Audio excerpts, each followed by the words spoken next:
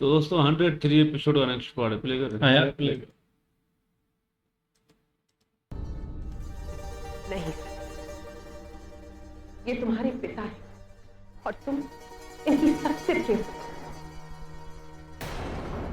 तुम्हारे 100 अपराधों को भी वो क्षमा कर। नहीं दीदी, पिताजी मेरे विवाह से अत्यंत अप्रसन्न हैं। नहीं तो वधु के पिता होते हुए भी वो मेरे भोज में सम्मिलित न होते। विवाह उपरांत उन्होंने मुझसे एक शब्द तक नहीं कहा।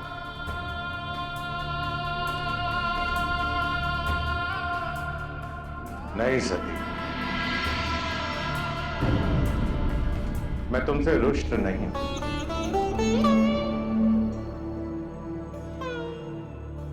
शिव को अपनाने का वचन मैं तुम्हें पहले भगवान विष्णु के समक्ष दे चुका हूं,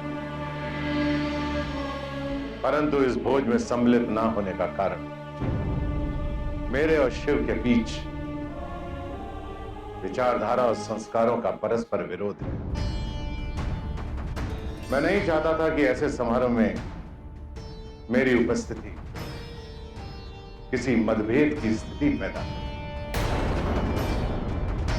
परंतु इसका तात्पर्य तुमसे रुष्ट होना या शिव को नहीं अपनाना नहीं है।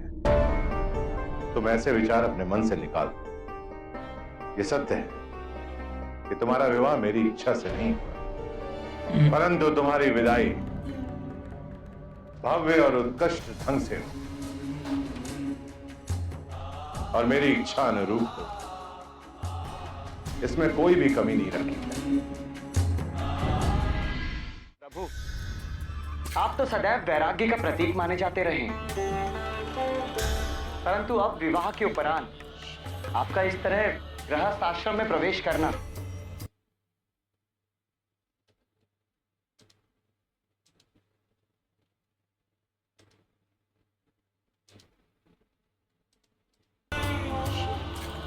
तो क्या अब आप सदा के लिए वैराग्य को त्याग देंगे प्रभु?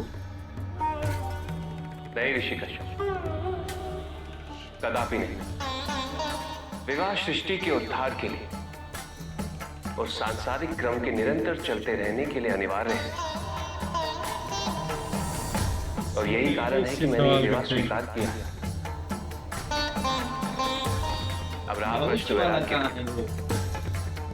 तो दर्शन शास्त्र के अनुसार और मेरी विचारधारा के अंतर्गत विवाह और वैराग्य एक दूसरे के पूरक बन सकते हैं। सती से मेरा यह विवाह इसी बात का आदर्श उदाहरण बनेगा।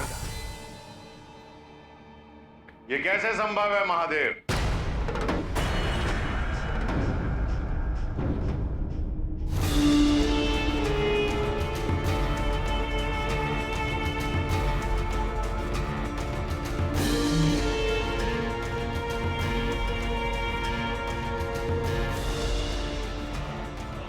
विवाह और वैराग एक दूसरे के पूरक कैसे हो सकते हैं?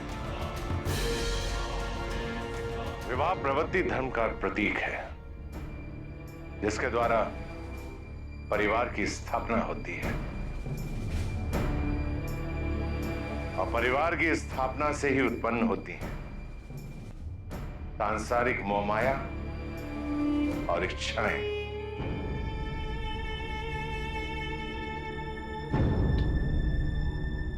उन इच्छाओं की पूर्ति करने हेतु हम देवी देवता को प्रसन्न करने के लिए यज्ञ करते हैं।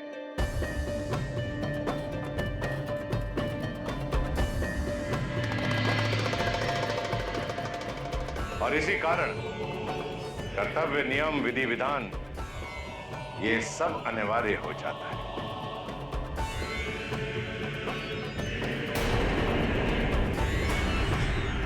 किंतु वैराग्य तो निवृत्ति धर्म का प्रतीक है, जिसमें अपनी सभी इच्छाओं का त्याग कर सांसारिक मोह माया से दूर रहना ही जीवन का एकमात्र उद्देश्य माना जाता है।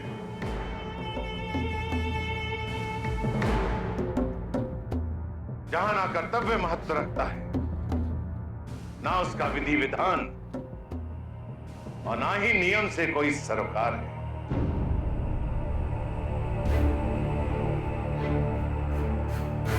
दोनों ही विपरीत दिशा में जाते हुए मार्ग हैं।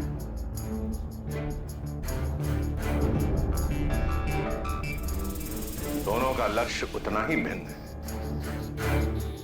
जितना ये पृथ्वी और वो आकाश।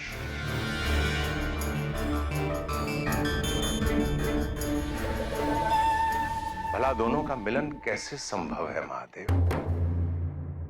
सबके साथ रहते हुए भी किसी का मोह ना करता, ये भी तो वैराग्य हो सकता है प्रजापति। विवाह के नियमों का पालन करना, किंतु माया में न उलझना, अहम भाव को दूर रखते हुए अपने धर्म की पूर्ति करना,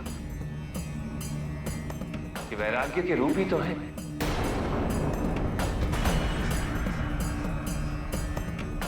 यदि कोई विवाहित जीवन की इस परिभाषा को अपना ले तो वैराग्य और विवाह एक दूसरे के पूरक अवश्य बन सकते हैं, और यही सबसे उत्तम, सबसे श्रेष्ठ विवाह का उदाहरण बन जाएगा। अहम भाव को दूर रखते हुए अपने धर्म की पूर्ति करना सुनने में अवश्य अच्छा लगता है महादेव, परंतु विवाह के पश्चात यह संभव कैसे? अहम भाव को कैसे दूर रख सकते हैं? कहने और करने में बहुत अंतर होता है महादेव। मैं जो कहता हूं उसका पालन भी करता हूं। आप तो यज्ञ में विश्वास नहीं रखते, इसी कारण यदि संभव होता तो मैं आपसे निवेदन अवश्य करता कि आप जो कह रहे हैं उसके प्रमाण हेतु कल मेरे नियम और विधि विधान का पालन करते हुए मेरे यज्ञ में सम्मिलित होकर दिखाएं।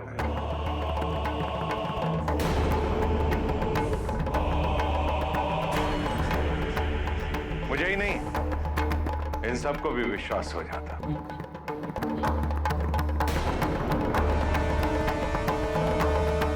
कि विवाह उपरांत अहम भाव को दूर रखते हुए धर्म की पूर्ति की जा सकती है। प्रजापति दक्ष, ये संभव नहीं है।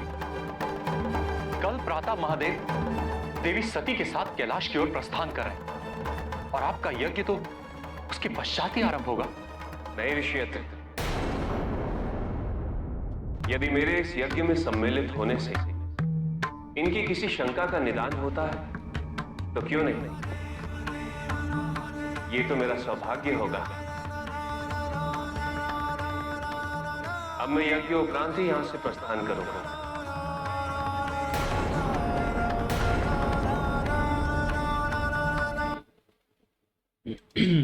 ये अच्छी बात है। मैं शिव जी चाहते ही नहीं है कि कुछ मतलब ऐसी बात हो जिससे फिर सती पे कुछ मतलब तकलीफ हो या दुख हो, और ये भी कहें कि यार शिव जी बात नहीं मानता। पर शिव जी भाई हर चीज में एग्री करता है, बोलता है ठीक है आप जो भी यज्ञ कराएंगे मैं वहां पे बैठूंगा, आऊंगा आपके लिए, ये भी करूंगा। ये बड़ी बात है शिव जी की। और वो जो जो बैठे हुए थे देव ऋषि मुनि हो रहे, प्रजापति को देखते हो डर जाते हैं। तुम शिव जी के साथ बैठे हो तो छोड़ो प्रजापति को, खड़े हो गए ऐसे बड़ा कोई देव आ रहा है। ये बात है भाई, ये प्रजापति आपके शिव जी का बड़ा विद्रोही है, इसकी इज्जत नहीं करो। अभी जो भी हो गया, शिव जी आपके साथ बैठे हैं तो आप बैठे रहो। ये जब भी आता है बस इसकी रिस्पेक्ट में उठ जाते हैं। भाई क्या है कि भाई आप शिव जी की ये कोई बात नहीं मानता, अभी भी इसके दिल में कोई ना कुछ हो रहा है हरामी के। शिव जी को भाई यज्ञ में बिठाने की कोशिश करा। शिव जी भी भाई हर चीज एग्री करता है ना। शिव जी भाई सब चीज है ना प्रजापति की मान लेता है यज्ञ में बैठने की।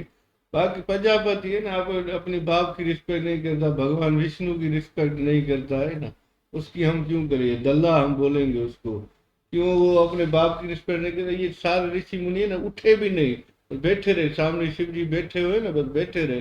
बाहर में जाए प्रजापति कहाँ गए, प्रजा तो हमने देखी नहीं है ना इसकी। ऋषि मुनि तो क्या करे, वो तो उठेंगे ना, वो तो घर जमाए बने बैठे, उनके पास घर ही नहीं है अपना। हैं